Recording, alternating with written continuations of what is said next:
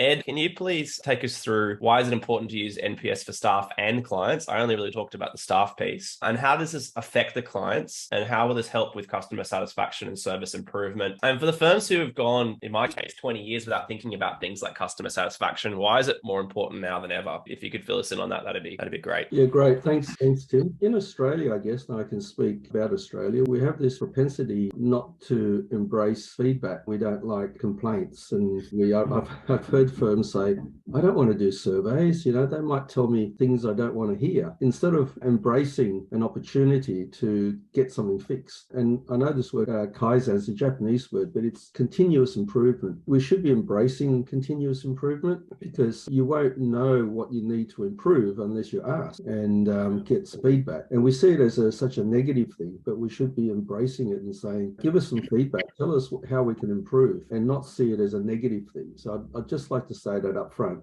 because some firms shy away from getting feedback, whether it's from clients or from their staff. You just touched on staff, but it's so expensive. If someone leaves and you got to start all over again and recruit and do the training again, it's a very, very expensive exercise. So it's really important that as you're growing, that you have a system in place that allows people to come to you, because they might have some issues that they can't speak to their managers about. And the saying is that people leave their managers, not the firm. And it's very true. And if a staff member is having an issue with a manager, then they should be able to come to you and express some concerns. If there was any concerns, they shouldn't feel trapped not knowing where to go. That's the same with your clients. So in this spirit of continuous improvement, and of course being systems dependent is very important, because then you're not people dependent. You own the system, and the system runs on automatic, and it's happening all the time. And no doubt Jamie will talk about some of the software that you can buy. They're relatively cheap, so you can implement them, use them to get feedback. The senior client managers' key performance indicators are predominantly how happy the clients are, and often they don't tell you. So you need to be able to be reaching out to the clients to see how happy they are. And the senior production managers' KPIs is how happy the staff are, and you should be able to reach out to them and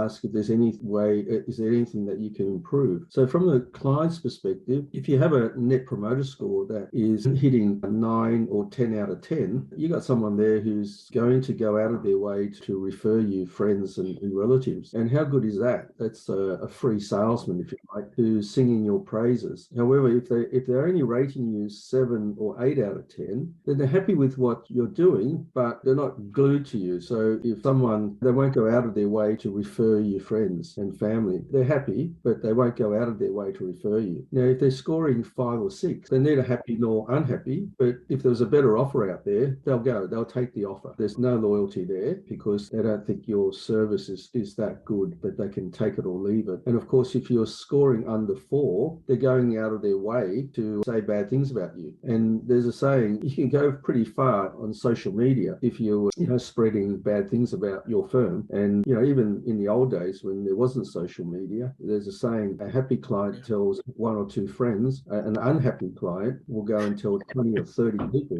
They'll go out of their way to say bad things about you. So it's really important that you address if there was any issues, because the research also shows that most customers or clients understand that things will go wrong from time to time. But what defines the organization is not that, or the individual that's providing the service, it's not that things go wrong, but it's how fast we fix the problem. Now, if you don't fix the problem immediately, well, the research shows that if you identify the problem, you fix it very, very quickly. Not only do you win that client back, but you turn that client into an advocate, someone who'll go and tell everyone how good you are, because it's your responsiveness to their concerns that defines your organization. Now, of course, if you didn't know there was a problem, and I found that 80% of clients, if they're not happy, they just don't come back. Only around 20% will complain. So it's a bit like like that iceberg that you see floating. You see the tip of it, and they're the people who complain. But underneath the water is a huge bulk, the bulk of the iceberg, which are people who